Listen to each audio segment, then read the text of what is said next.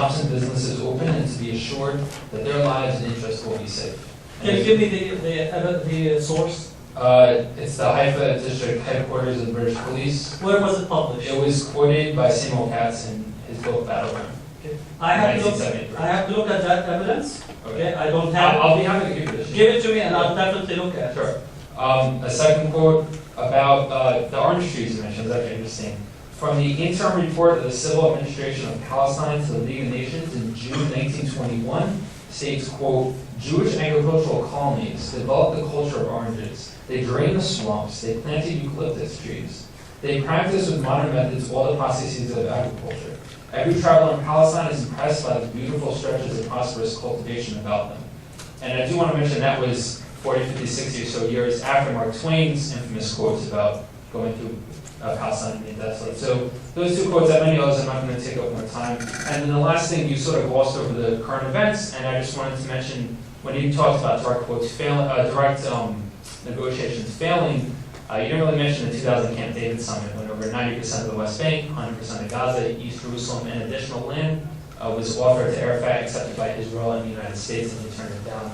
I do understand that the right to return was an issue, but and there's a sort of, I have many others, but I don't want to keep.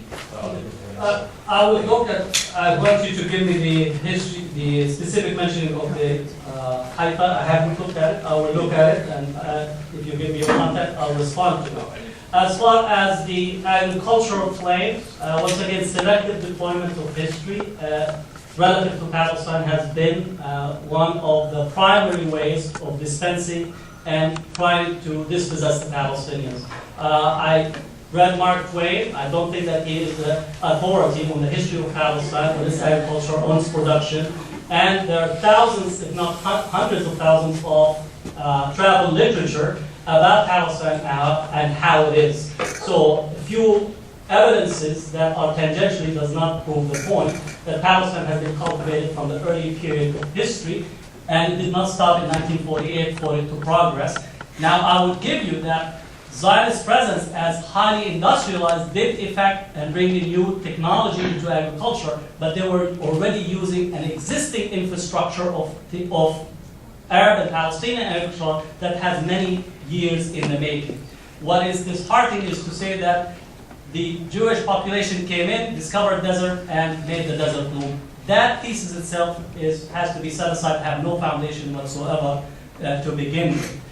I would actually go the other way. Israel is actually making Palestinian territories into the desert, considering that during the past 15 years, 1.2 million trees have been uprooted. And I would encourage you, since you are interested in agriculture, to look at and oppose the uprooting of Palestinian trees that are taking place, and some dating almost 5,000 years in the making.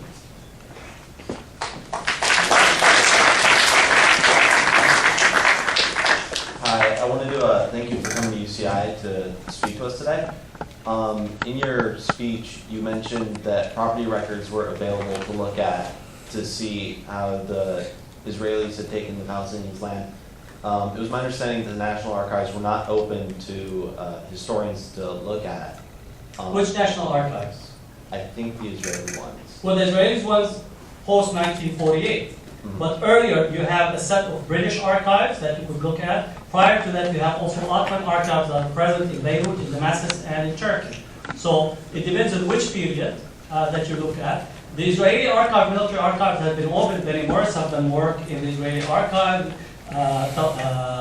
Elan Pape did some work in the Israeli archive. So we have access to some of the archives from post-1948 and even some earlier periods. Thank you. The reason I want to follow up is because I don't want to misquote your answers. From what I understand, as far as the Intifada remark, you said you did say it. As far as the names on the Jewish names on the buildings, I understand your answer to be you don't remember. And third, as far as quoting the Hadith, it seems like you mentioned the dates were wrong. So these are yes or no questions. You know, you can just say yes, yes, no, no, or whatever. Thank you. Thank you for your persistence. I'm not Ronald Reagan to forget. But nevertheless, I encourage you to go and look at the source that you got your information before you ask me about that question. As far as my statement, I will give you, go to Bill O'Reilly show. That's enough for you to understand my statement. that was on the record, and I refer you to it. Should Palestinians join other international movements to, like, for other occupied territories like Azerbaijan, Kosovo, Ireland? Should they join other international movements and bring them together to solve different issues regarding possible occupied territories, or should each group focus on their own territories because they're pretty I participated in a conference in Paris on the rights of stateless people, and in this sense there are solidarities that could be constructed, some relations that would be formed, examples that would be shared. But I think if you talk to most of these movements, they will say that there's something specific and unique of their own cause that they'll bring to the table. But you do need some level of international solidarity, especially on such large questions that involve human rights and indigenous people's rights and sovereignty rights. So there is commonalities that could be achieved. I'd like to reiterate one more time. After you pose your question, please take a seat. Before I ask you, you mentioned that there was 94% Arab Palestinian population, and there was 6% Jewish population. In 1917. This was in 1917, Yes. and yeah.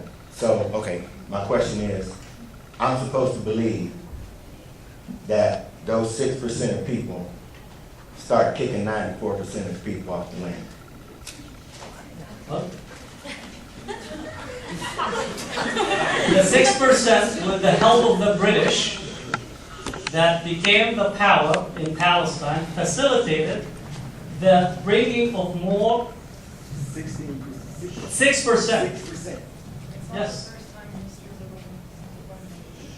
Let the speaker. And their right was accorded to them by the British to facilitate this transfer.